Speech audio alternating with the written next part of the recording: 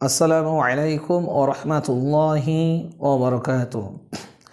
ইন্নাল হামদালিল্লাহি নাহমাদুহু ওয়া নুসাল্লি আলা রাসূলিহিল কারীম, আম্মা বা'দ। ফাআউযু বিল্লাহি মিনাশ শাইতানির রাজীম। বিসমিল্লাহির রহমানির রহিম। ওয়া লানাবলুওয়ান্নাকুম বিশাইয়্যিম মিনাল খাউফি ওয়াল জু'i ওয়া নাকসিম মিনাল আমওয়ালি ওয়াল আনফুসি ওয়াস সামারাত ওয়া বাশশিরিস সাবিরিন আল্লাযীনা ইযা আসাবাতহুম মুসিবা ক্বালু ইন্না লিল্লাহি ওয়া ইন্না ইলাইহি রাজিউন।